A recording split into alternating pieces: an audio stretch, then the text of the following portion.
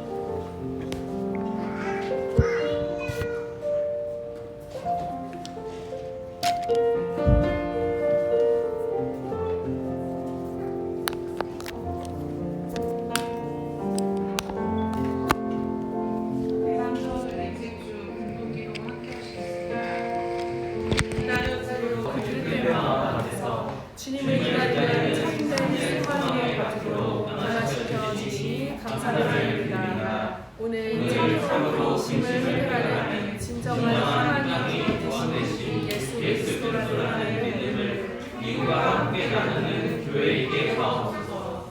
오늘도 소망되게 하옵소서. 우리를 위해 기꺼이 기쁨으로 이 땅에 오신 주님을 다 함께 높이 찬양드리길 원합니다. 오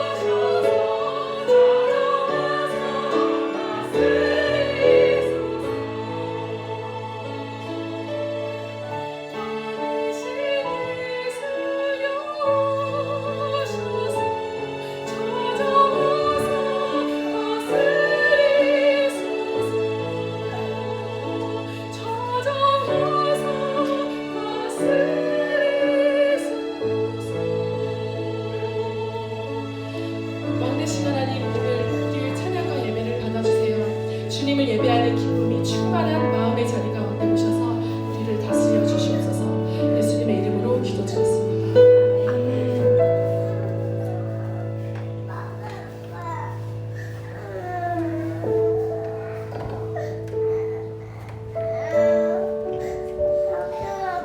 어느덧 예비교회를 다닌 지도 1년이라는 시간이 되었습니다. 1년이라는 시간이 그저 흘러가는 시간으로 여겨질 수도 있지만 저에게 있어서 이 시간은 그저 지나가는 시간이 아닌 주님께서 예익주라는 영혼을 얼마나 사랑하고 아껴주셨는지를 느낄 수 있었던 시간이었습니다. 예비교회를 다니기자 수많은 금식과 고뇌를 마주할 때 예전의 제 모습은 그럴 수도 있지, 세상이 다 이런 거지, 지나다 보면 더 괜찮아질 거야 라는 세상적으로 맞는 말 같으면서도 어딘가 씁쓸한 말들로 상황을 예면하곤 했습니다. 근심이 해결되더라도 또 다른 근심이 찾아올 때는 이제는 더 이상 못 버틸 것 같은데 나는 왜 이렇게 살아야만 하는 걸까? 라며 허망한 마음을 물리적이고 물질적인 것들로 채우며 아무런 성숙이 없는 반복적인 삶을 살았었습니다. 그런 반복적인 삶 속에서 수많은 질문이 들었고 그 질문에 대한 답변은 부모님이나 친구, 매주 다니던 교회, 그리고 학교에서마저도 얻지 못했습니다. 책을 읽고 자기계발을 열심히 하며 나를 사랑하려는 훈련으로도 매번 찾아오는 근심은 떨쳐낼 수 없었습니다. 그러다 세상에 존재하지 않을 것만 같았던 꿈에 그리던 진짜 교회를 만나게 되었습니다. 세상 근심을 그저 근심으로만 바라보지 않고 무언가를 통해 내가 15년 동안 살아왔던 게 아니라 죽어 있었구나를 깨닫게 됩니다. 주님께서 지금을 위해 나를 기다려오셨구나를 느끼게 되었습니다. 그렇게 예배교회에서 1년이라는 시간을 지내오며 실체하고 있는 교회를 통해 지금까지 들었던 수많은 질문이 그 무언가를 통해 해석이 되기 시작했습니다. 지금은 근심이 다가올 때 그 어떤 세상적인 위로의 말보다도 나를 위해 기도해주고 근심을 그 무언가로 해석하며 기쁨으로 기꺼이 승리하는 성도님들을 떠올릴 때 많은 감동과 위로를 받았고 저 또한 그 무언가를 전할 수 있는 교회가 되고픈 비전이 생겼습니다. 처음 예비교회로 왔을 때 기둥이 되기를 소망입니다 라는 말처럼 누군가가 예입주를 떠올릴 때 근심이 해석되어지고 승리할 수 있는 존재로 든든한 기둥이 되기를 소망하며 끝으로 나의 삶을 주관하시는 주님께 감사와 배가 올려드립니다. 주님의 성령이 함께 찬양합니다.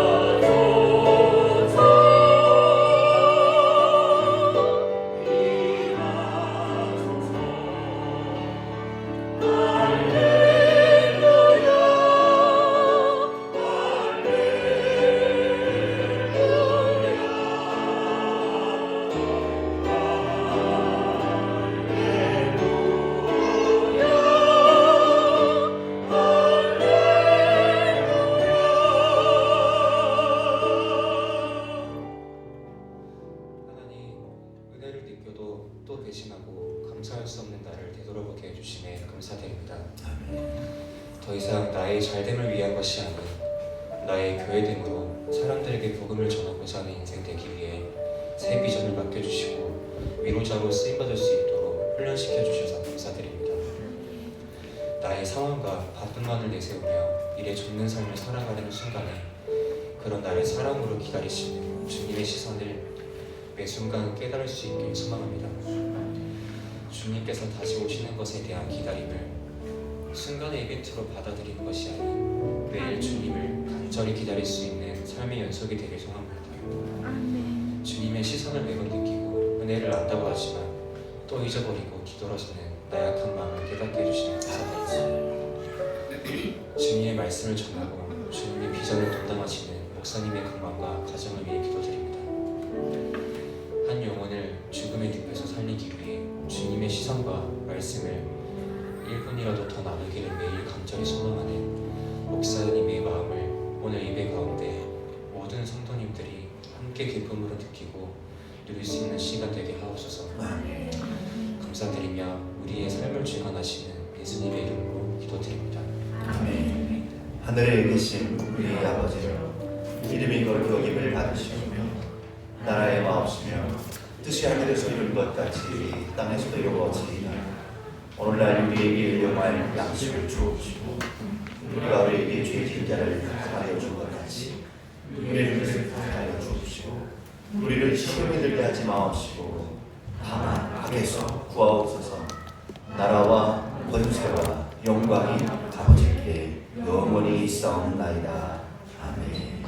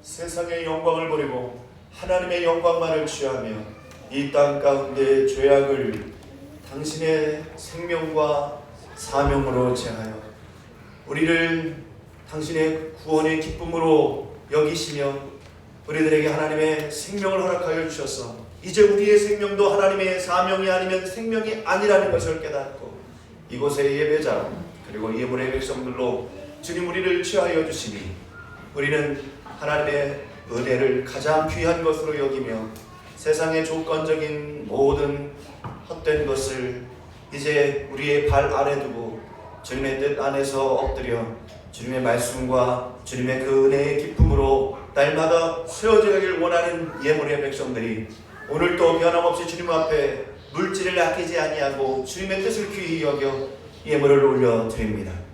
주님의 거룩한 11조의 예물, 하나님 우리가 얻으려고 가지려고 했던 것들이 결국 우리를 버리고 우리를 또한 어둠으로 이끌을 수밖에 없었다는 것을 깨닫습니다. 이제 우리가 취하는 물질이 아니라 하나님께서 우리를 소유하신 그 은혜를 귀히 여겨 주님 앞에 올려드리는 11조 예물의 백성들, 하나님 그들의 이름과 그들의 가정과 그들의 삶의 터전을 기억하여 주시고 우리가 근심으로 달려가는 일의 터전이 아니라 하나님의 부르심으로 달려가는 기쁨의 삶의 터전이 될 수 있도록 빚어주시고 주님께서 가꿔주시고 책임져 주시옵소서. 하나님 앞에 올려드리는 감사 예물의 주인공들이 있습니다. 그들의 모든 감사 예물의 제목마다 하나님 그저 글자와 지면만 춤을 추는 인생들의 모습이 아니라 하나님의 그 은혜로 우리의 삶이 춤을 추는 감사의 고백이 되고 감사의 예물이 되고 감사의 능력이 될 수 있도록 주님 도와주시옵소서. 모든 상황 승리하게 하여 주셔서 감사합니다. 유중찬 학생 주님 앞에 감사 예물을 올려드리는 그 고백, 이것이 귀한 씨앗이 되어 30년 40년 뒤에 하나님의 놀라운 영광의 그리스도인으로 하나님의 놀라운 주님의 지혜의 일꾼으로 삼아 주실 줄 믿사오니 주여 날마다 감사를 심는 그래서 감사를 잘 다루고 가꾸는 주님의 귀한 백성 되게 하여 주옵소서. 전문성의 달란트를 주셔서 하나님의 은혜 속에 주인 되신 주님을 기억하며 일을 할 수 있도록 감당할 수 있도록 주님 도와주시니 감사합니다. 언제나 주님께서 함께해 주심을 감사를 드리고 또한 씨를 주 예물로 올려드릴 수 있는 귀한 은혜의 백성 되게 하여 주시니 감사하여 최명호 김준환 목사의 가정 감사의 문을 드립니다. 모든 것이 주님의 은혜이고 모든 것이 주님의 감사하며 모든 것이 주님의 감사의 능력 가운데 쓰여지는 가정과 또한 그 교회가 되어줄 수 있도록 축복하여 주시옵소서. 영원사랑 구원 예물로 드리는 귀한 성도들 생활 주일도 승리하게 하여 주셨는데 예배 주일에도 또한 예물로 나와 주님 앞에 영광 돌리는 주일 예물의 백성들 선교 예물로 하나님 아버지의 놀라운 지경을 함께 넓혀가는 성도들의 예물을 받아 흠양하여 주시옵소서. 건축 예물로 주님 앞에 영광 돌리는 성도들 하나님 앞에 모든 가정 예배 예물로 그리고 직장생활 모부모 예물과 하나님 앞에 올려드리는 네스트 예물과 장학 예물로 영광 돌리는 모든 성도들 그들의 인생이 근심이 제목되지 않게 하시고 근심에 대한 하늘의 해석이 우리의 귀한 명분이 되게 하여 주셔서 올려드리는 예물마다 고단하지 않게 하시고 모든 예배의 무도보다 시험이 드는 인생이 아니라 시험을 이기는 인생들이 되게 하여 주실 줄 믿사오며 모든 말씀 예수님의 이름으로 기도하옵나이다. 아멘.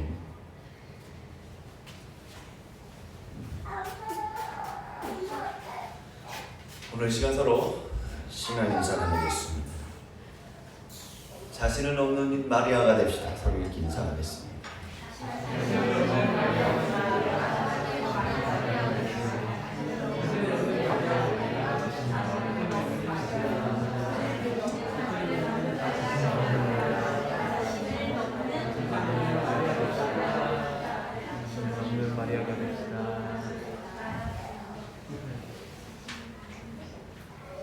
날씨가 매우 춥습니다.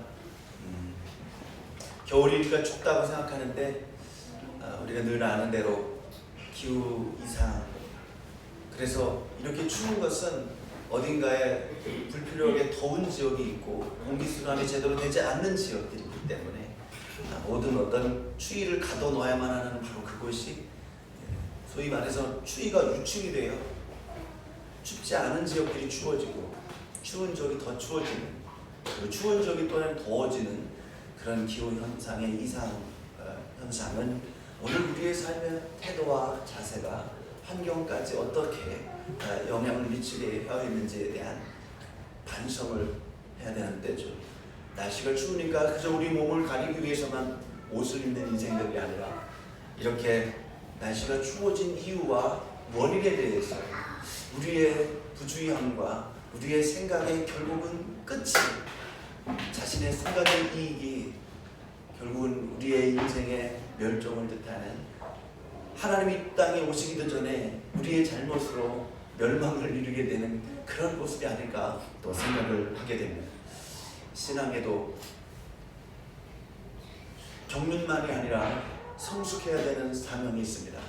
인생에도 우리가 얻고자 하는 쾌락과 희락만이 아니라 육체의 이제 모든 고단함의 끝인 죽음이 기다리고 있다는 것을 우리가 생각합니다. 오늘 하나님의 말씀으로 세워져 가고 또 이 시간 오늘 성도의 교제의 시간이지만 정말 나는 하나님의 은혜가 아니면 습관적인 인사예요. 내 깊이 쌓여있는 그 근심과 시험 모든 것들 때문에 사실은 내 안에서 나가는 것이 진정한 그리스도 예수의 코이로니아가 아니라 내 안의 습관성, 또한 죄악성, 편의성만이 드러나게 되는 그런 요소가 되죠. 그런 모든 모습들이 사실은 서로 소통이 되지 않기 때문에 꼭 이런 교제의 시간이 필요할까라고 하는 거절감과 그리고 어두움 속에 파묻히게 됩니다. 그러므로 우리가 교회와 그리고 예배의 자리에 함께한다는 것은 하나님의 진정한 승리고 하나님의 인도해 주셨다는 증거이죠. 정말 내 마음에 어둠과 침륜으로 가득하면 여러분 정말 내 방구석에서 밖으로 나오면 너무 어려운 사람들이 더 늘어나고 있고 더 증가하고 있다는 걸 우리가 알겠죠. 나의 방구석을 뛰어넘어 이 교회의 공간 자리, 교회의 이웃의 자리, 교회의 또 주인 되신 예수님의 자리까지 함께하는 것은 날마다 건강한 삶 그리고 강건한 삶 또 이 이웃을 강건하게 하는 삶으로 나아가는 굉장히 중요한 표심을 여러분 깨달아서 이 성도의 교제의 시간이 감사 고백 또 원찬양 이 공헌 예물의 시간보다 또 위대한 시간이라는 것을 명심하시기 바랍니다.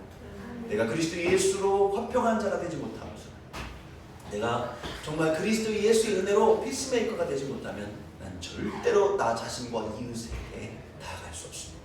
진정한 나를 발견하지 못하는 헛된 나의 모습 속에서 늘 허영을 꿈꾸고 모든 것을 합리화하고 책임전가하는 삶으로 살아요. 그리스도 예수와 교제가 없기 때문에 이웃들에게도 늘 트러블메이커로 살아가는 영향을 미칠 수밖에 없는 모습이죠. 부부간에 싸움이 일어나고 부자간에 연합이 일어나지 않는 이유는 내 안에서 그리스도 예수의 진정한 코이노니아가 일어나지 않기 때문에 그렇습니다. 그러므로 예배의 모든 순서에 이 성도의 교제 시간은 너무나 중요한 심판의 시간이죠. 내가 그리스도 예수로 거듭나지 않으면 나도 귀찮고 내 이웃도 귀찮고 시간도 귀찮고 내 일도 귀찮아지며 나의 공간도 이웃의 공간도 마구마구 귀찮아지고 침범해버리는 악영향을 미치죠. 결국은 내 편의주의적 사고는 세상에서 있어서는 안 될 존재가 되어버리는 겁니다. 차라리 너는 이 세상에 태어나지 않았으면 더 좋았겠다라고 하는 가룟 유다를 향한 예수님의 심판은 오늘 우리는 주님의 은혜로만이 존재할 수 있는 행복한 주님의 성도가 되어야 한다라는 의무가 어려움이 아니라 마지막 희망이 되시기를 주님의 이름으로 축원합니다. 모든 과정과 모든 상황들을 주보를 참조하시고 특별히 오늘은 예배 후에 정기 당회로 모이도록 하겠습니다. 감리교회 모든 회부 가운데 우리 예비 교회 이 당회원들이 함께하는 그런 자리.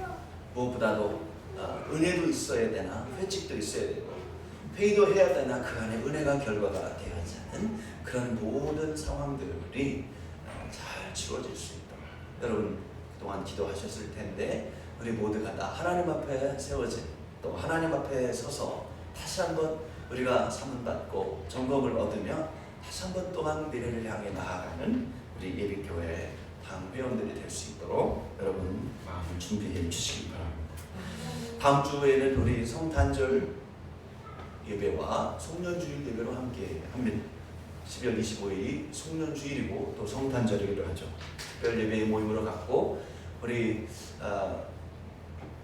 개인 광고인 것 같아서 그렇긴 하지만 12월 24일이 우리 조엘 첫 돌입니다.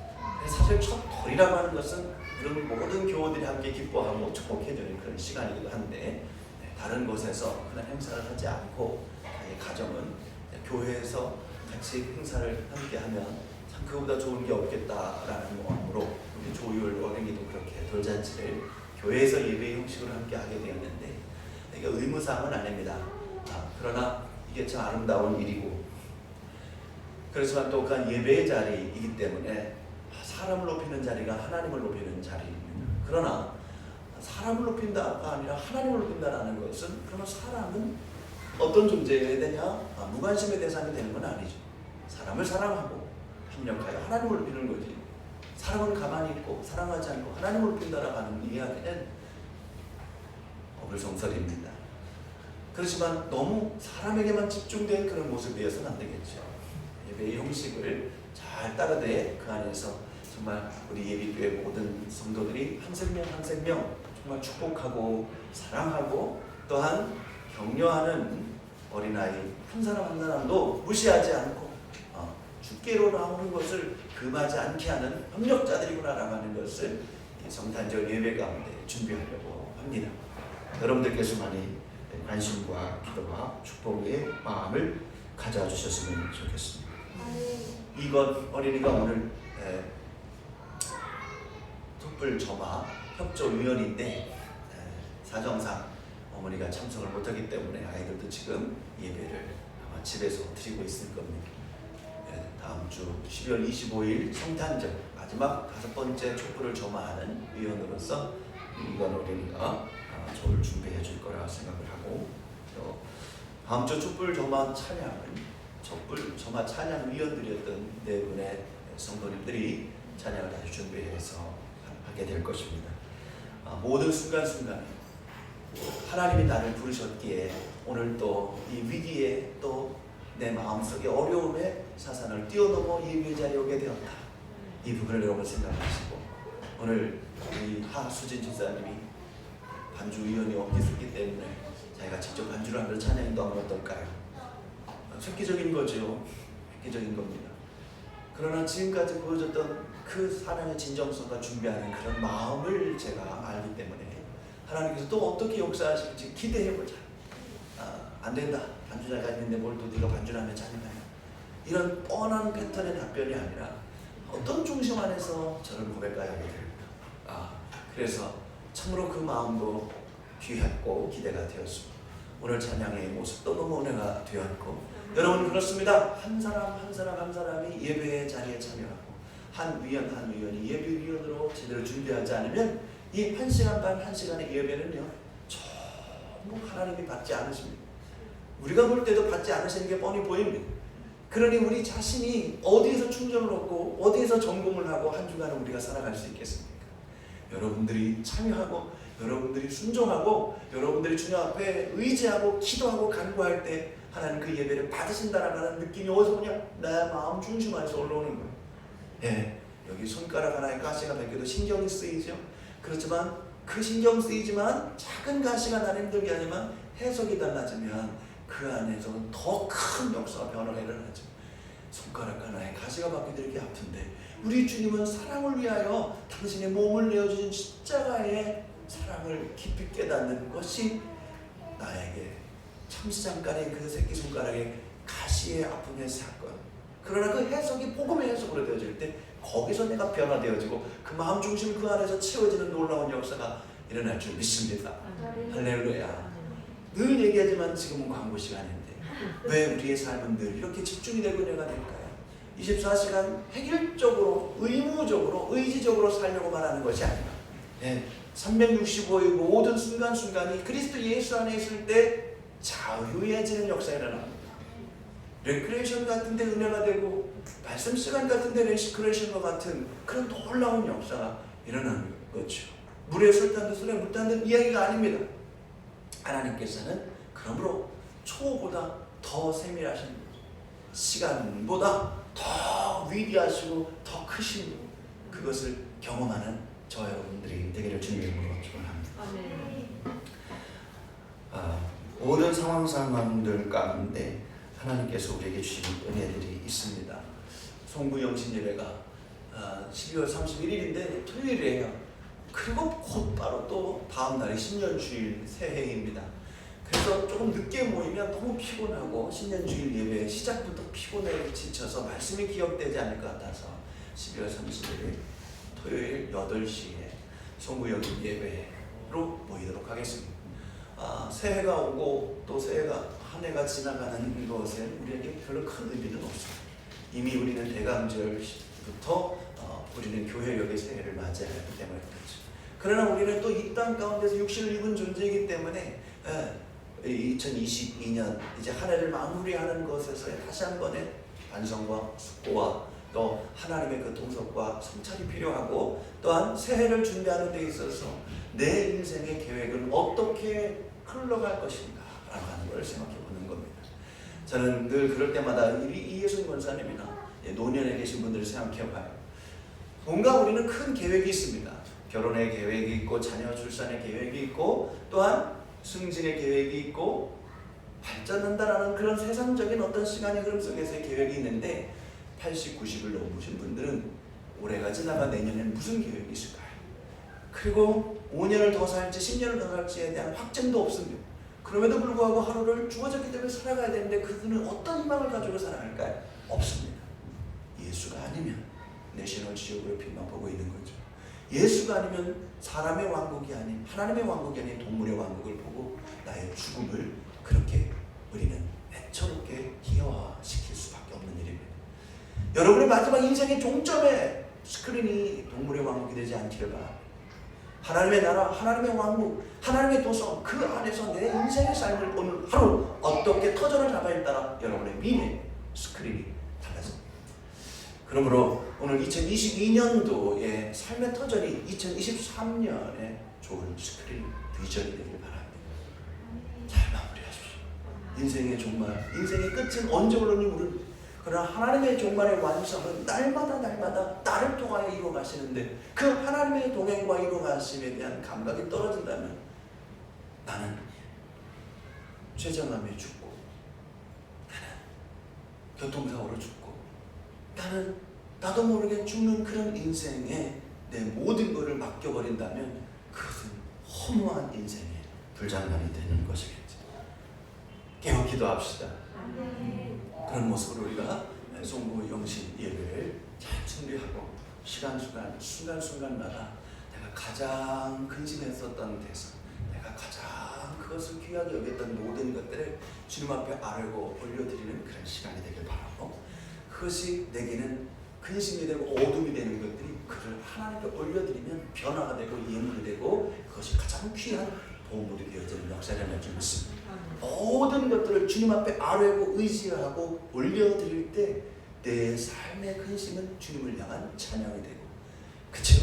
내 삶의 어두움은 말이죠, 주님 앞에 상달되어주면 그것이 하늘의 상금의 기도가 되는, 가장 두려워했던 것들을 주님 앞에 올려드릴 때 그것을 능히 극복하고 이겨나가는 용맹과 지혜의 전달자가 될 줄 믿습니다.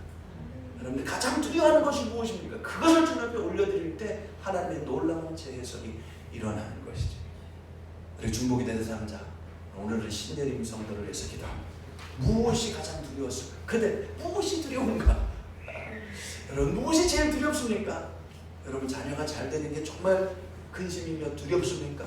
그러면 그것에 위에 계신 하나님 앞에 올려드릴 때 너의 학창시절을 떠올려 보아라. 너의 자식을 누가 줬는지 떠올려 보아라. 끊임없이 근심만 남는 너 자신이 지금 어디에 우상수를 하고 있는지를 살펴보아라 라는 하나님의 놀라운 지혜와 통찰을 입게 될 줄 믿습니다.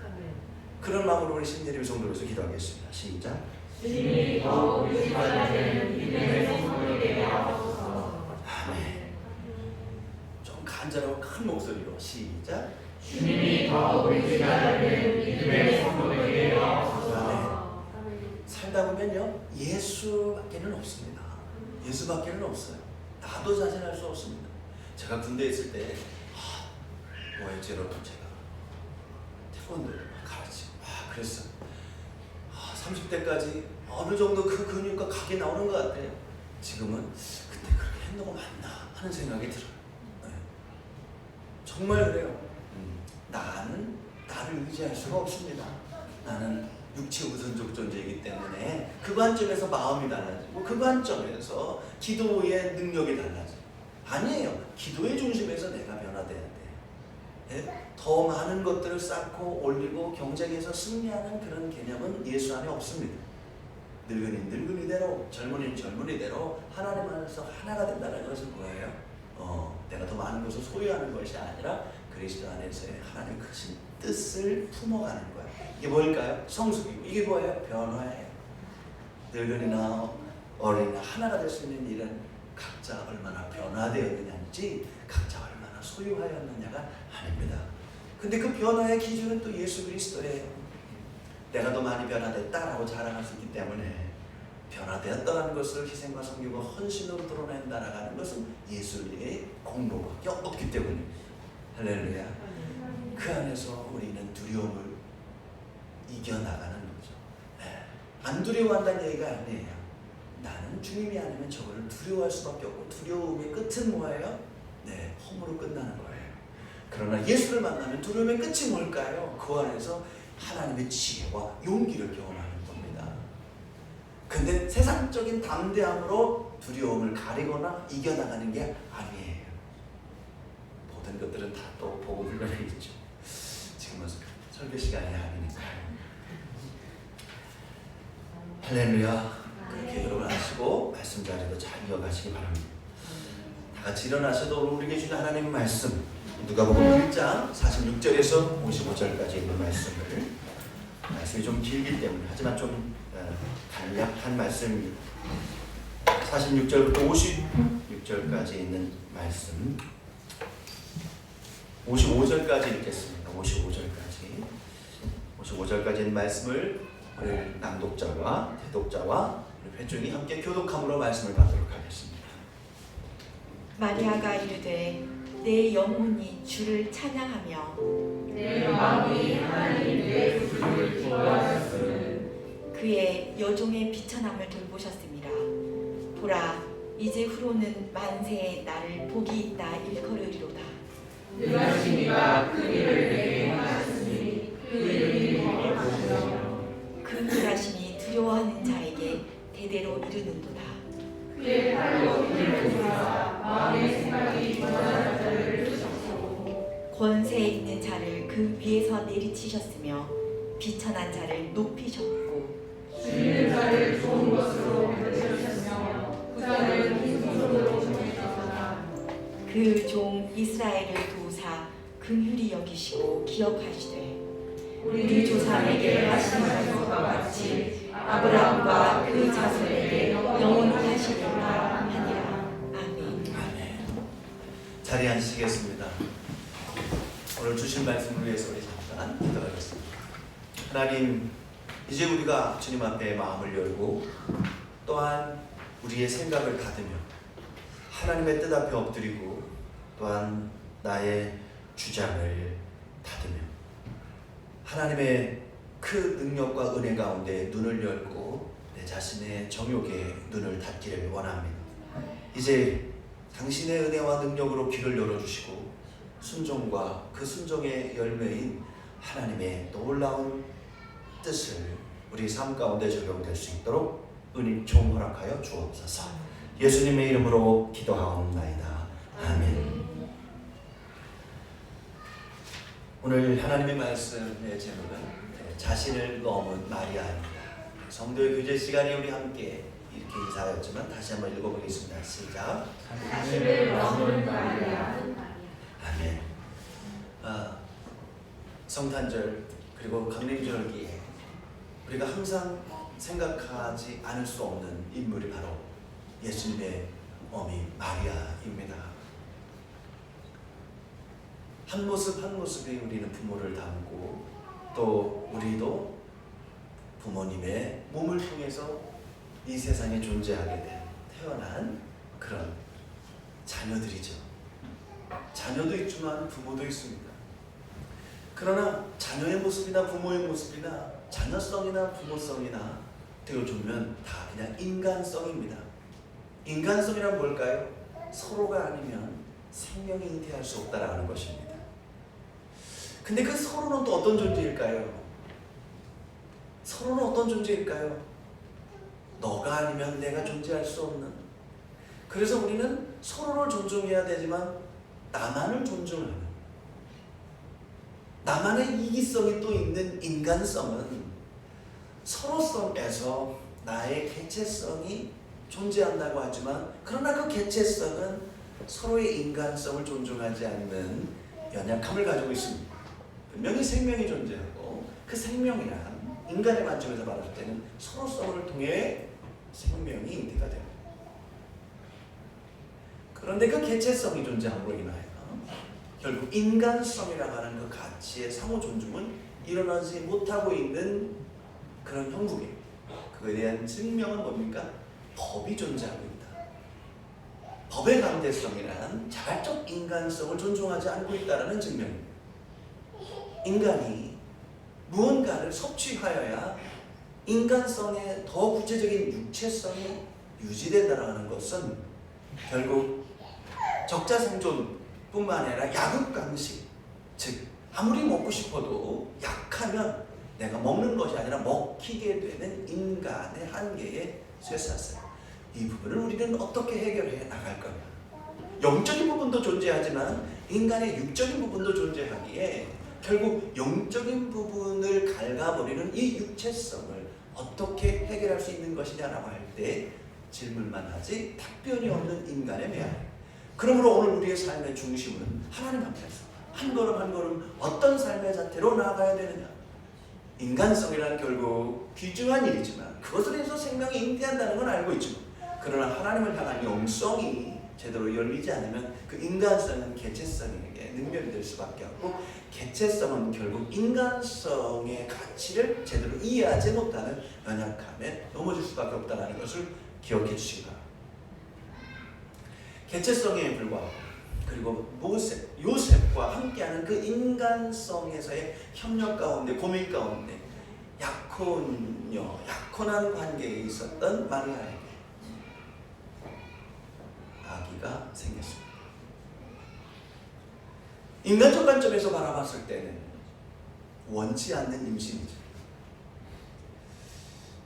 자녀 잉태란 결혼한 자에게 그렇게 바라는 일이기도 하겠지만, 결혼하지 않은 자에게는 그렇게 원하는 모습은 아닙니다.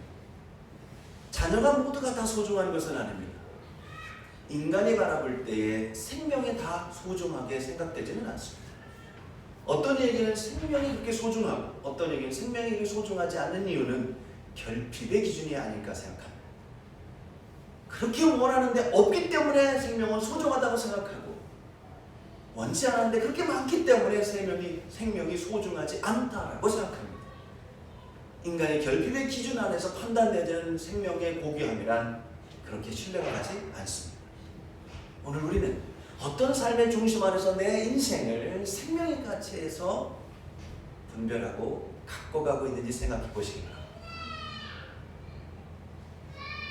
자녀 잉태에 대해서 생각지도 않았고 바라지도 않았고 그런 행위적 근거도 전혀 없는 마리아에게 난데없이 생명의 잉태의 소식이 들립니다. 얼마나 힘이 들었을까요? 그 이전에 처녀의 몸에 성령으로 잉태하리라는 천사의 예고가 결국 자기 신변에서 바라봤을 때는 이제 인생이 망함의 기로에 서 있습니다. 그렇기 때문에 마리아는 얼마든지 자기 신변을 위한 반항적 태도가 법적인 이야기가 될 수 있고 상식이 될 수 있고, 그래서 자신의 인생의 모든 것을 불운한 인생이라고 자기 생명을 자기가 결정해버리는 그런 위험천만한 상황 가운데 있었을 것입니다. 그런데 마리아는 그런 삶의 처세와 자세를 주장하지 않고 38절의 성경의 말씀과 같이 성경을 보십시오. 읽겠습니다. 시작. 마리아가 이르되 주의 영혼이 말씀으로 내게 이루어지리라 하매. 분명히 말씀을 드리지만 여러분, 예비교회 중직자들은 말씀 시간에 성경을 펼쳐놓습니다. 초신자들은 모르는데 주거만 펼쳐놓고 읽지 마시고 펼쳐놓으세요. 38절 시작. 마리아가 이르되 주의 영혼이 말씀으로 내게 이루어지리라 하매. 천사가 떠나가니라.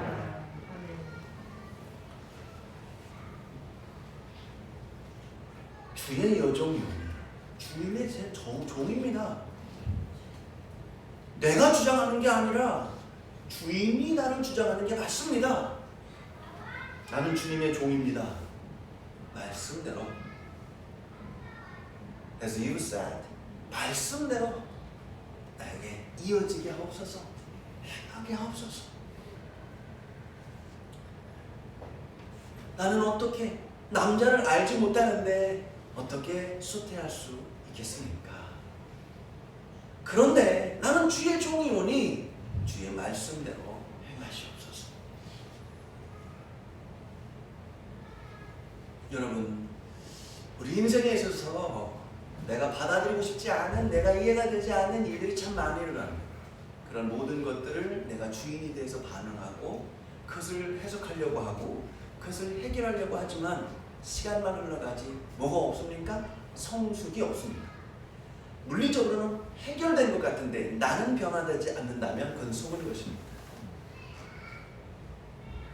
돈의 문제, 건강의 문제 나름대로 대처했더니 해결되었습니다. 그럼 여러분은 해결됐습니까? 그 돈의 문제는 또 발생합니다. 환경의 문제는 나의 본질의 문제가 아니기 때문에 환경의 문제로 내 본질이 바뀌었다? 그것은 착각입니다. 내 본질은 환경이 들어올 수 없고 내 본질은 내 욕망이 나를 망가뜨릴 수 없습니다. 내 본질은 그리스도 예수께서 나를 창조하셨기 때문에 바로 그분을 경험해야 변화됩니다. 그렇지 않은 모든 것들은 다 자연의 지배를 받아 변질될 뿐입니다. 우리가 흙으로 돌아간다는 것은 무엇일까요? 주님의 창조는 흙을 취하여 생명을 만들었는데 우리의 자연적 인간은 생명이 다시 흙으로 돌아간다. 생명인 것 같은데 허무해진다는 얘기입니다. 거듭난다는 건 뭐냐면 흙으로 돌아갈 수밖에 없는 오늘 육체는 흙으로 돌아가는 자연현상을 바라보고, 그러나 부활의 몸으로 우리를 새로 변화시켜 주시는 그 주님의 생명을 경험할 수 있다는 것은 주님이 태초에 흙을 취하여 생명으로 만드셨다는 것은 바로 이 모습이구나라고 하는 더 거룩한 믿음으로 세워져 나갈 수 있는 것이죠. 아멘. 어려운 얘기입니까? 여자란다면 여러분의 삶의 모습까지 변화되고 지속적인 생활주의의 승리자가 되려면 밴드 설교를 통해서 다시 한번 하게 되시죠.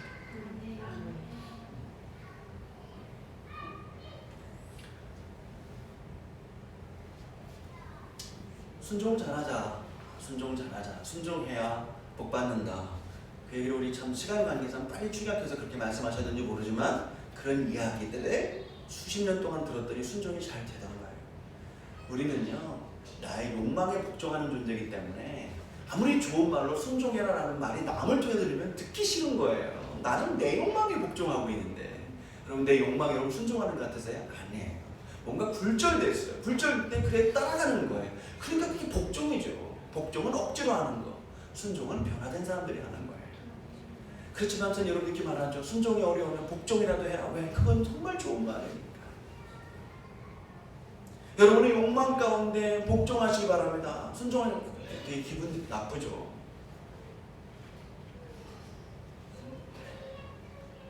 그러면 여러분 이렇게 말해볼까요? 여러분 근심 가운데 복종하시기 바랍니다. 그것도 싫어요. 복종도 싫고 근심도 싫어요. 근데 여러분 어떨까요? 여러분 근심이 생겼을 때 복종하던가요? 안 하던가요? 안 합니까? 근심이 확 생기면 복종 안 해! 하고 찬양이 나옵니까? 여러분 근심이 생기면 복종하던가요? 안 하던가요? 여러분 두려움이 생기면 복종하던가요? 안 하던가요? 합니다. 그럼 예수님이 계시면 찬양하던가요? 안 하던가요? 안 해요. 복종이 이제 습성화가 돼서 예수님 앞에 나와도 찬양하지 않습니다. 금요일, 토요일 똑같은 질문을 했죠. 우리 청년 성도들에게. 왜? 청년분밖에 안 나오니까 청년들에게 이랬어요. 그런데 금요일날 안 나와도 상관이 없더라고요. 토요일날 또 물어봐도 다 틀리고. 그렇더라고요. 바리새인 것석인 거 아닌데 예수님 앞에 나와서 당신에게 나는 표적을 구하나이다. 예수님 앞에서 그들이 원했던 것은 내가 표적을 보여야 내가 믿겠다 그 얘기죠. 그랬더니 예수님께서 그 사람들에게 하는 말은 내가 너희들한테 보여줄 표적은 요나의 표적밖에 없다라고 말해. 여러분 표적은 눈으로 보이고 보고 싶은 거 그리고 보여지는 거죠. 그래서 여러분 이것은 믿음의 대상이 아니라 인식의 대상이다라는 거예요. 인식의 대상은 뭐예요? 그게 본질이 아니다. 내 눈과 내 욕망으로만 포착 가능하지만 그것이 변화가 아니다. 그것에 하나님의 역사와 능력이 있는 것이 아니다라는 것이 바로 표적의 한계입니다. 한계는 뭐예요? 존재는 하나, 그것으로 인해 내가 변화되지 않는다는 거예요. 그래서 제가 우리 성도들에게 물었죠. 예비교회 수준으로 답변. 예수님 앞에서 우리는 뭘 구해야 되냐? 했더니 제 지인 성도님이 깊이 있고 거룩한 말로 영생입니다 라고 말했어요. 영생입니다. 박수를 쳤죠. 여기에 사람들이 갑자기 막 히팅이 되는 거예요. 그래서 옆에서 뭘 구해야 되냐? 뭘 구해야 되냐? 그랬더니 박선원 성도님이 믿음입니다. 좋은 말 맞나요? 예수님. 그렇지만 여러분 좋은 말을 했는데 예비교회 수준은 어떻게 답변해야 되겠냐? 우리가 무중을 나왔어요. 그 이상 답변 어떻게 할까? 예수님 앞에 어떻게 얘기해야 될까요? 답변이 안 나와요. 영생이 뭐죠? 영생이 뭐죠? 믿음의 개념이 정확히 뭐예요? 그랬더니 더 어려워지는 거예요. 객관식과 단답형은 많이 접해봤는데 내 주관이 들어가 있는 정확한 의미에 대한 해석이 체질화가 되지 않으니 표현하기 안 되는 거죠. 그때서야 입이 필요한 거구나. 그때서야 혀가 필요한 거구나. 이 입을 왜 줬을까? 입술로만 쥐어쥐어 하지 말고 아버지의 뜻대로 행하는 자가 되라. 그 입이 필요하지 않다는 얘기가 아니잖아요. 입을 왜 주셨겠어요? 그러면 필요하지 않은데 목사의 설교만 입으로 나가면 하나님이 너 말 그만해라. 근데 입을 왜 만들어 주셨어요? 그래도 설교를 해야 뭔가 나오지 않겠어요? 왜 주셨을까? 왜 주셨을까? 마음에도 없고 입술도 표현하지 못하니까 그냥 늙을 때는 정말 뒷방 노인네 마냥 가만히 있다가 또 가는. 그게 과연 어른다움일까요?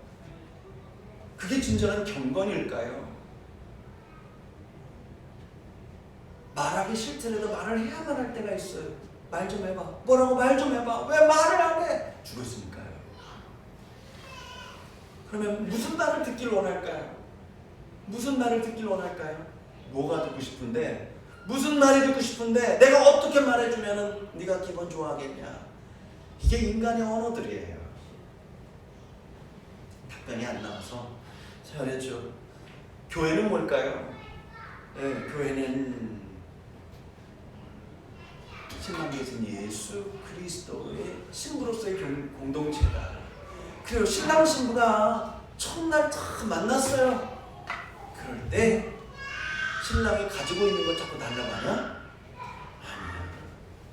신부는 뭘 원해야 돼요? 신랑을 원해야 됩니다. 예수님을 만났습니다. 예수님한테 뭘 구해야 돼요? 예비교회 수준은 뭘 구해야 되냐? 예수를 구해야죠. 내 안에 예수가 없나이다.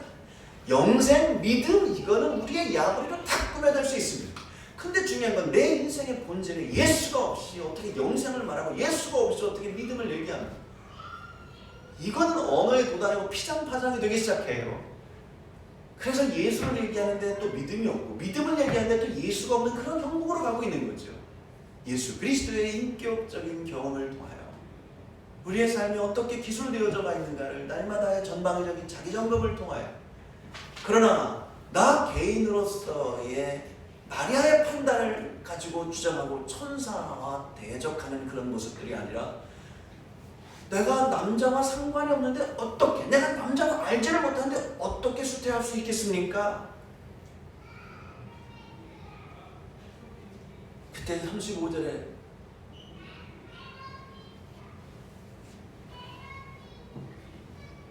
시작. 상상을 하다가 이르되 성령이 내게 임하시고 지극히 높으신 이의 능력이 영광을 주시니 일어나셔서 김성준 성도님 성경책 없습니까? 네? 성경책 가지고 다니는 교회는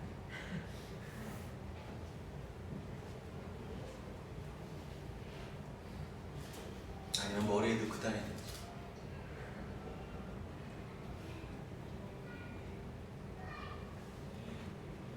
성령이 내게 임하시고, 맞아요. 성령님 얘기가 계속 나옵니다. 성령님 얘기가 계속 나와요.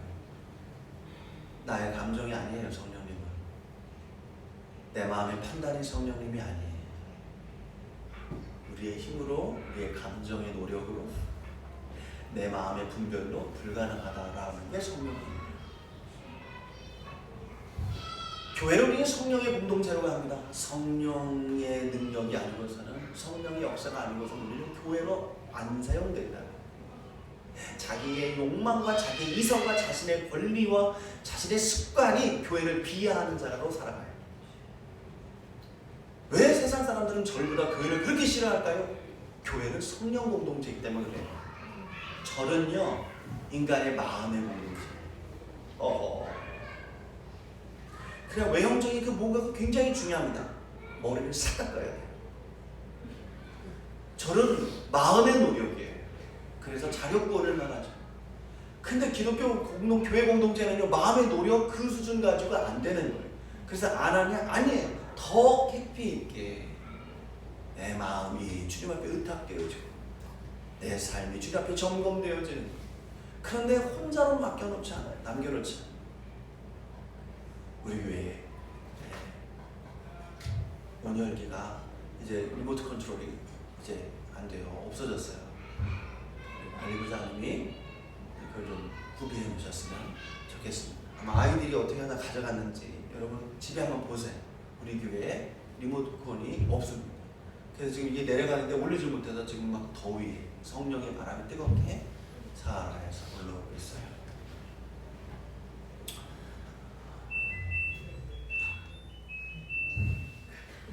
금방 추워지네요.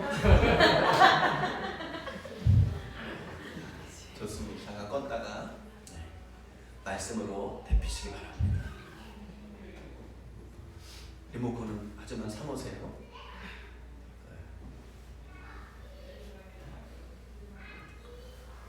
우리가 하나님의 사람으로 살아가는 것, 그건 성령으로 거듭나지 않으면 불가능한 일이에요. 마리아가 나는 남자를 알지 못하는데 어떻게 이런 일이 일어날 수 있겠습니까? 할 때 천사가 성령님 얘기를 합니다. 다시 한번 35절 읽어볼까요? 시작.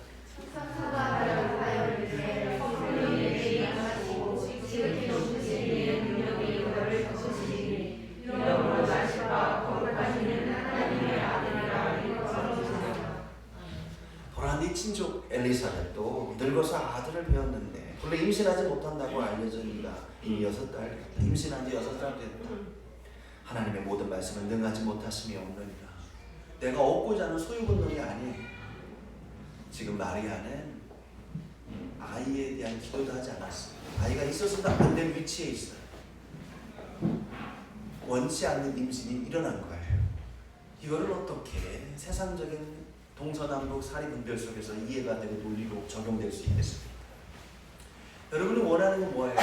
아이는 아니라 할지라도 지금 여러분 뭘 원하세요? 근데 지금 마리아는 원하는 것이 이루어지는 게 아니에요. 원치 않는 것이 성령으로 이루어진다라는 것에 그가 주의 말씀이 그대로 이루어지기를 바랍니다. 그대로 이루어지길 바랍니다. May it be to me. 그대로 이루어지길 원합니다. 주의 말씀이 그대로 이루어지기를 원합니다. 받아들일 수 있을까요? 자신을 믿는다는 것은 이 세상에 얼마든지 일어날 수 있는 일입니다. 그러나 자신을 이긴다라고 하는 것은 내가 왜 그래야 되는데 나는 우리 김채원 어린이의 어록으로 오늘 우리의 모든 상황들을 알 수 있습니다. 내가 왜 그래야 되는데? 그럼 이렇게 묻습니다. 너는 그럼 뭘 하고 있는데? 자신을 위한 삶이에요. 예수를 믿는다는 것은, 성령으로 잉태했다는 것은 나를 이기는 거예요. 나의 수용과 나의 거절을 이기는 거예요. 이건 예수를 믿는다. 나를 볼 때는 내 말이 맞는 것 같지만 나의 본질을 볼 때는 내가 보지 못하는 것이 나의 본질이기에.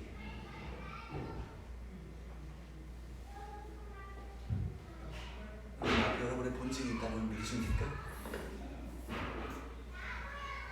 어쩌면 여러분이 여러분 주장하는 것은 헛된 나를 좀 주장하고 있는 거예요. 헛된 나는 뭡니까? 죽음 앞에서 쪽도 못 쓰는 걸 헛된 나라고 해요. 진정한 나는 뭘까요? 죽음 앞에서 진정한 삶과 죽음을 창조하신 주님을 경험하는 것. 이건 참된 나예요. 이 본질을 경험할 수 있는 모습을 해야죠. 남편 될 요셉을 의지하였던 마리아가 드디어 하나님을 의지하며 자신을 이겨나가는 삶의 도전의 모습으로 승리하는 그 믿음의 현장을 우리는 볼 수 있습니다. 고맙게 우리는 성경을 통해서 보지만 추론해 보면 이분들은 지금 2000년 전 역사적 현실 속에 존재했던 믿음의 선배 마리아의 모습이에요. 2000년 후 오늘 우리는 어떤 믿음이냐 말입니다. 아노스 씨시시네. 우리는 어떤 믿음이냐 말이야. 자신을 이기는 믿음입니까? 자신을 이긴 여러분의 이름이십니까? 아니면 자신을 주장하는 모습입니까? 만약 마리아가 성령의 잉태 이야기를 아무리 천사가 쏟아부어도 자신을 주장하는 마리아였다면 약속 취소가 일어나지 않았을까요? 여러분에게 수없이 하늘의 영광의 약속이 임하고 있습니다. 마리아에게만 동일한 축복을 주신 것이 아니라 오늘 우리에게도 하나님께서는 계속해서 말씀하십니다. 성경 책 가지고 다녀요. 여러분의 모습을 여러분이 부끄러워하는 그런 일시적인 숨어지심이 아니라 날마다 우리를 새롭게 하시는 외연적 부끄러움을 생각하지 마십시오.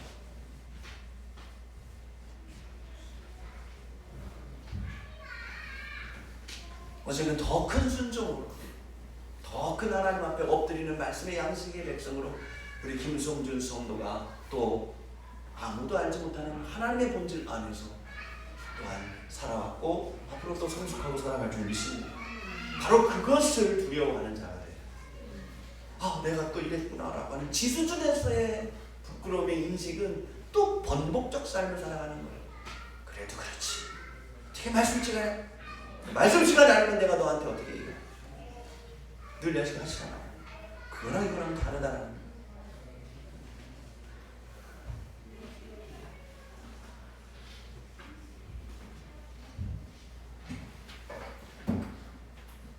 앉으세요. 자리에 앉으세요.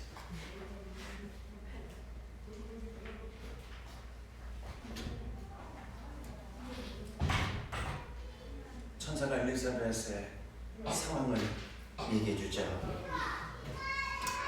마리아는 벌떡 일어나서 엘리사벳의 집에 가서 문안합니다.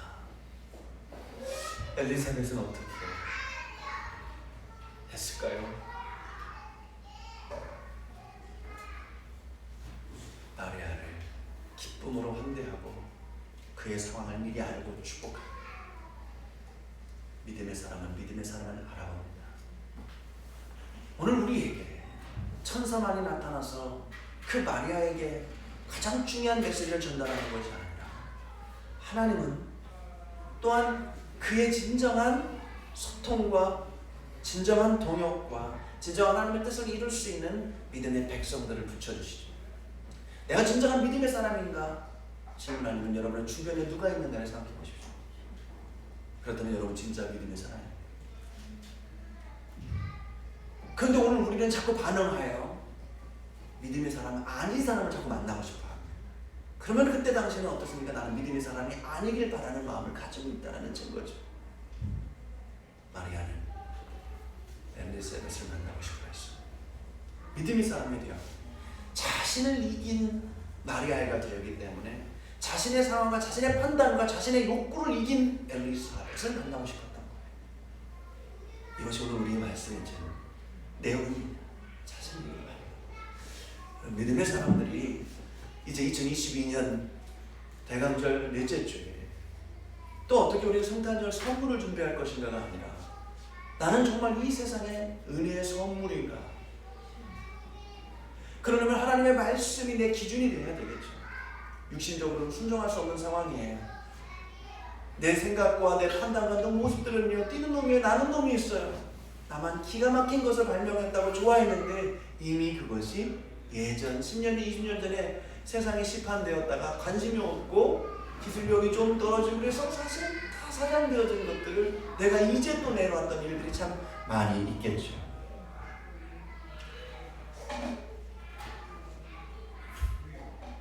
마리아는 거기서 끝나지 않아요. 지금 자신의 비운적, 자신의 비관적인 이 상황, 이것을 하나님을 찬양하는 모습으로 얘기하는 게 바로 오늘 46절에서부터 55절까지 있는 말씀. 46절 말씀, 이제 주보를 보셔도 됩니다. 시작.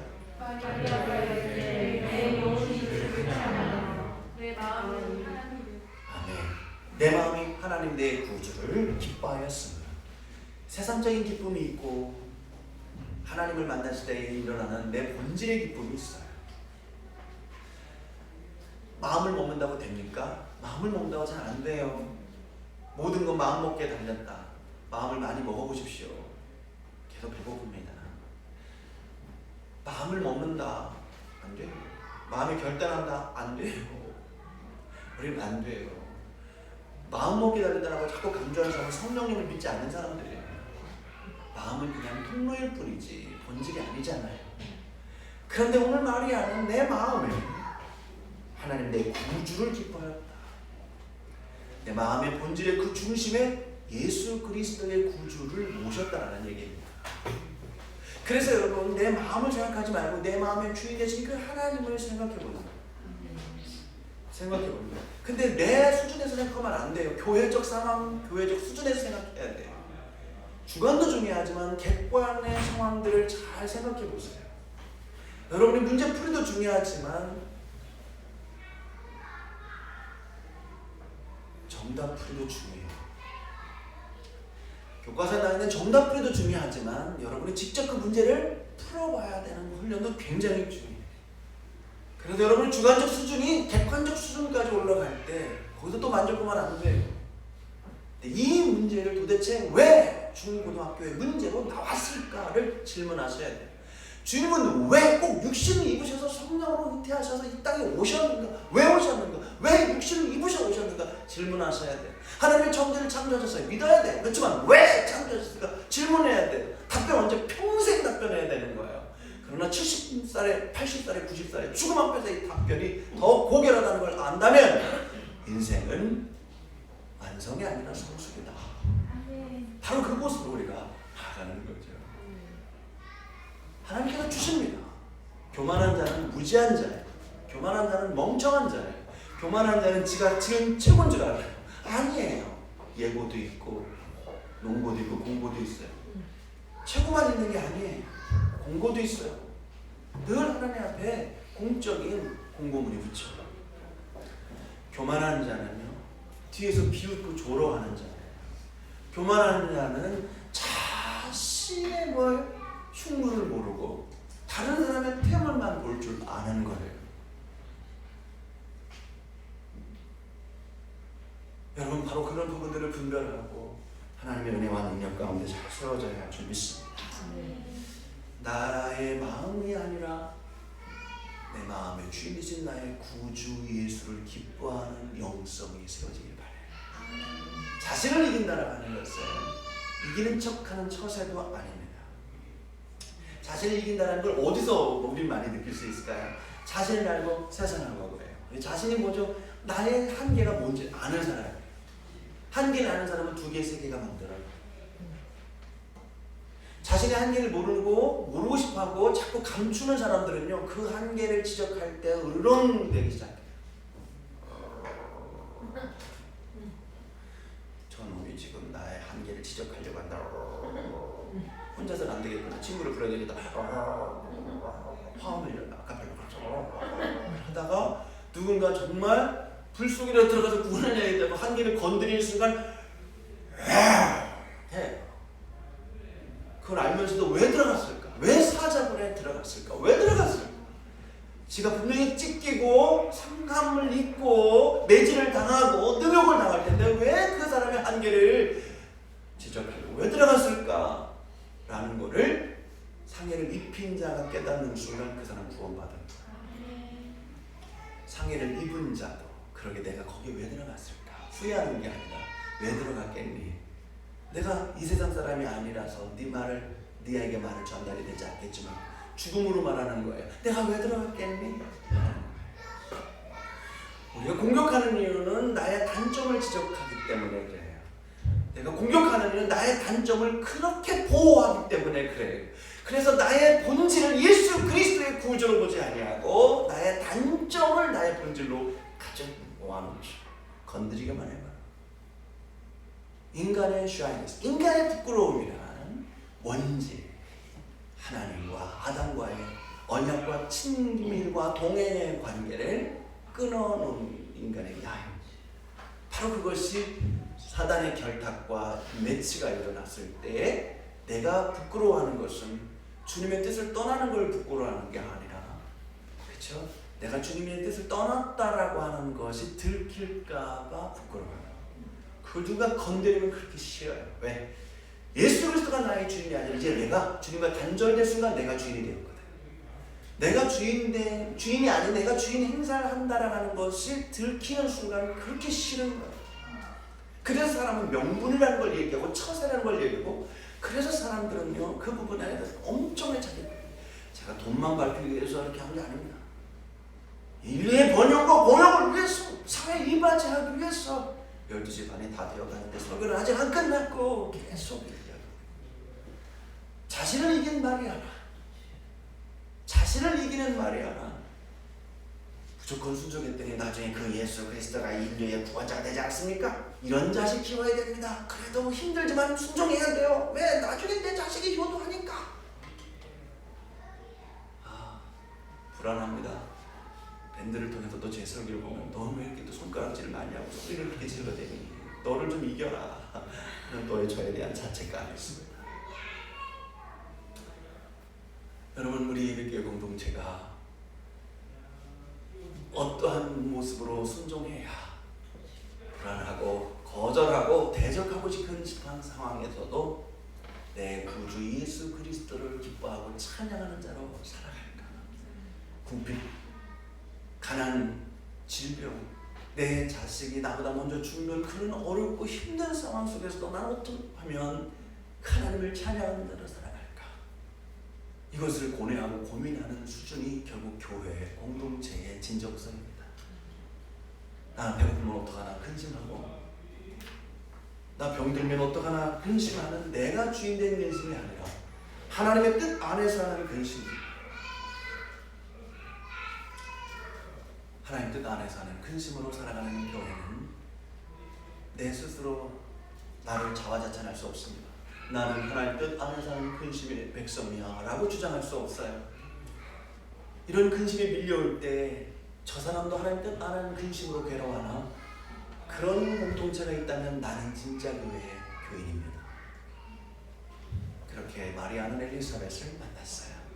두세 사람이 내 이름으로 모인 곳에 나도 거기서 함께 하겠다. 교회 공동체의 지도자, 책임자, 리더자, 중직자, 임직자들은 바로 그런 목표를 갖고 살아가야 되는 거죠. 마리아의 그 거룩한 순종이 오늘 인류의 진정한 구원과 생명의 은혜가 무엇인지를 나타내는 주인공이 아니라 통로가 된 거예요. 그래서 마리아를 숭배하는 삶이 아니라 마리아의 신앙을 본받는 삶, 그리고 예수 그리스도의 뜻대로 살아가는 삶이 되어야 할 줄 믿습니다. 예수 그리스도는 이 땅 가운데 성령으로 마리아의 몸을 통해 잉태되어졌고, 그리고 이 땅에 오셨습니다.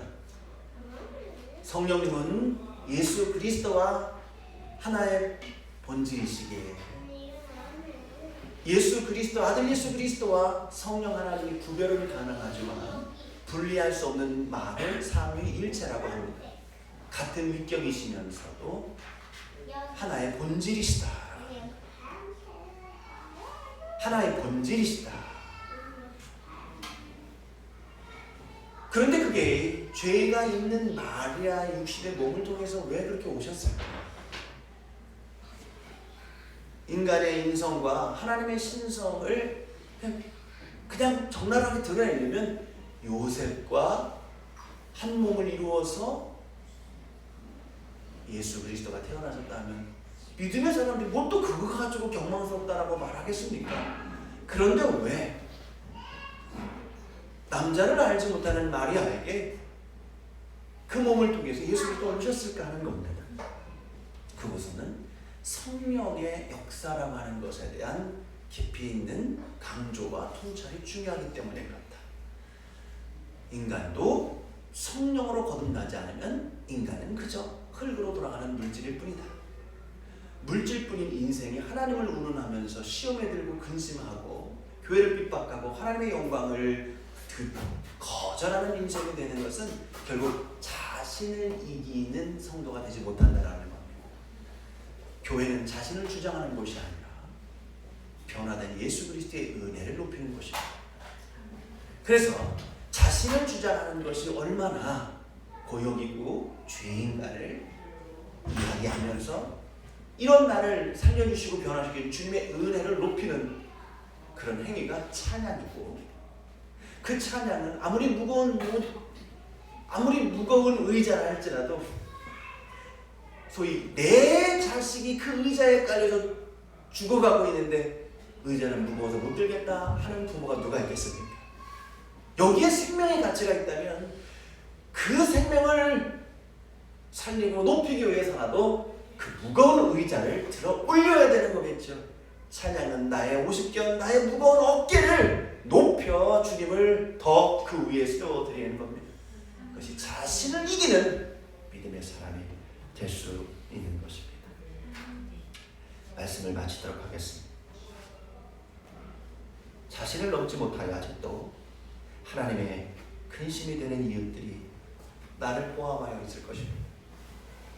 우리가 하나님의 근심이 되는 것이 아니라 하나님 뜻 안에서 근심하는 우리가 되어야 나를 넘어서는 승리의 순종을 드디어 경험할 수 있습니다. 교회를 통해서, 지도자의 진정성을 통해서, 교회가 작지만 인원이 많지 않지만 왜 조 목사는 저렇게 늘 기쁨으로 자신의 몸과 마음을 투신하여 이 공동체 안에 목회를 해나가고 있는, 제가 감히 저를 이야기할 수는 없죠. 그렇지만 저는 그런 소망과 목표를 가지고 있습니다. 은퇴 시까지 내가 목회를 할 수 있을까라는 근심도 있습니다.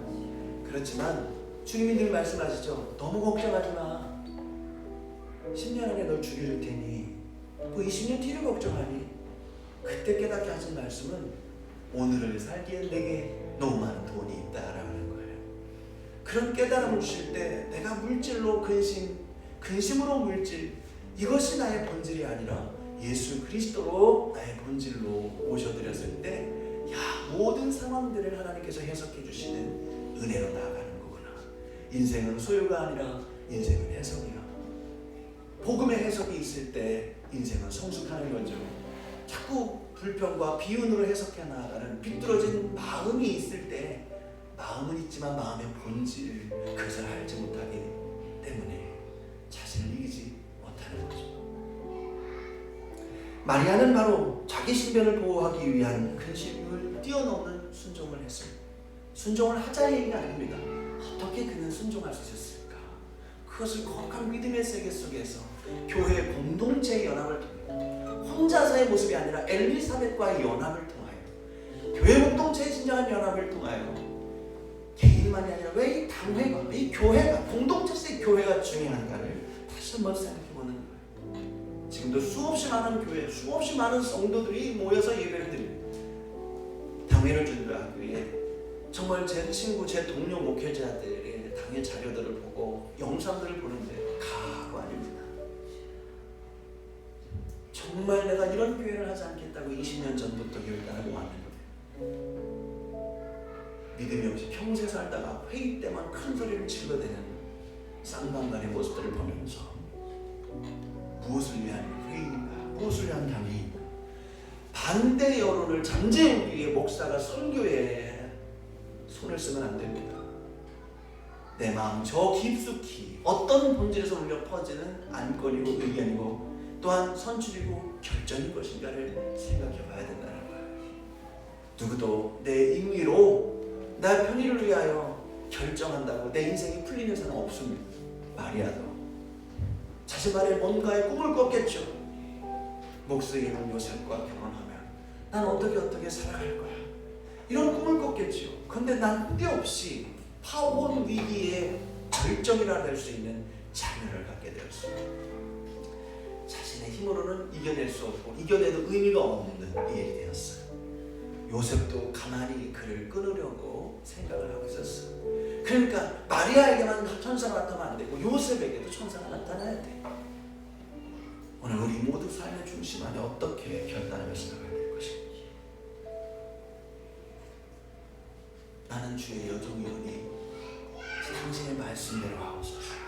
내가 가르칠 것이 아니라 내가 스스로에게 해결해야 할 것들, 그 속에서 나를 승리하는, 나를 넘어서는 순종, 이 하나님의 은혜가 그 기간 지렛대가 되어서 이웃을 살리고 이웃을 살리는 동역자를 만나고 그러한 동역자가 되고 그 모든 것을 나의 공로가 아닌 하나님의 복된 은혜를 여기며 날마다 주님을 찬양하는 주인공들이 되기를 주님으로 축원합니다.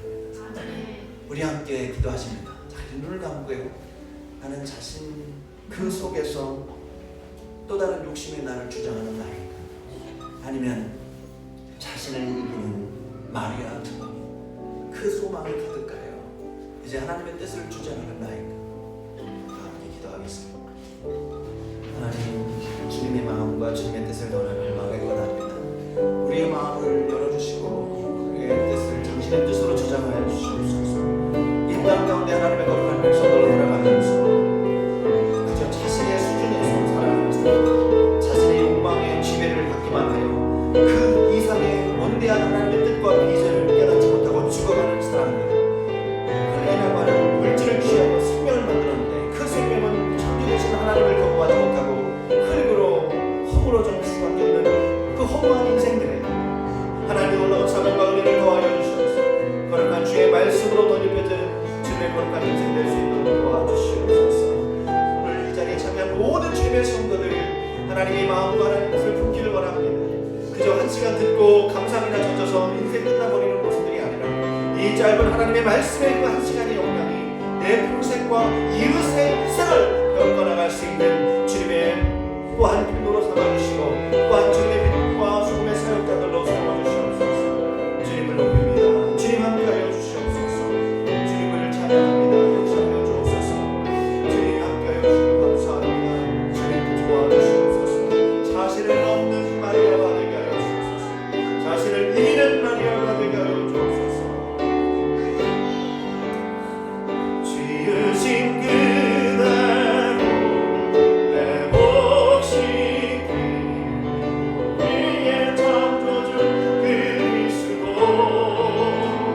십자가의 길로 아버지 뜻 이루셨네. 그가 이 땅에 오시기로 이제 우리에게 맡겨진 그 소망 그 사랑 그 생명 아름답고 눈부신 십자가에 우리가 이 땅에 살아가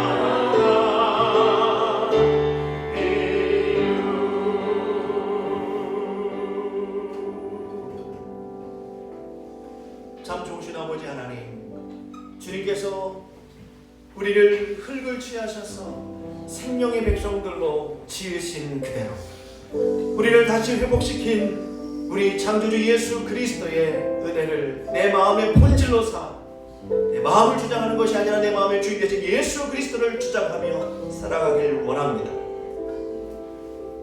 내 수준 안에서 하나님을 판단하고 원망하는 인생들, 교회를 핍박하고 교회와 멀어지는 인생들이 아니라 나를 이기게 하신 그 주님 성령의 우리에게 역사하셔서 이제 성령의 거듭남 수준으로 뭇 백성들을 바라보고 그를 위하여 불 속이라도 사자굴에도 찢기더라도 들어가 그의 진정한 이웃이 되어주고 엘리사벳과 같이 진정한 동역자가 되어주는 하늘의 공동체, 예배 공동체가 되게 하여 주옵소서.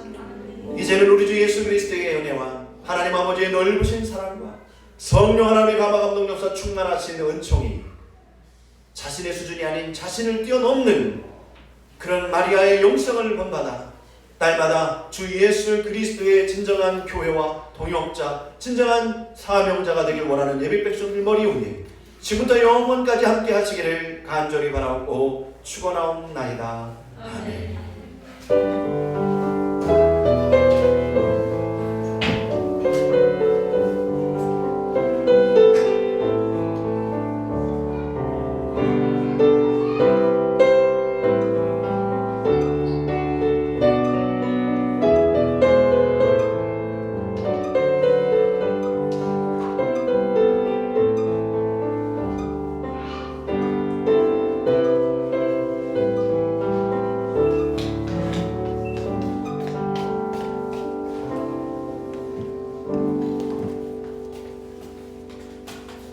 자리에 앉으시겠습니다.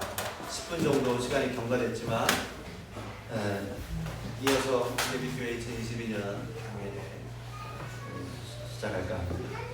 한 1분 정도 여러분 좀 준비 다 하고요. 저는 물 정도 마셔야 되겠어요.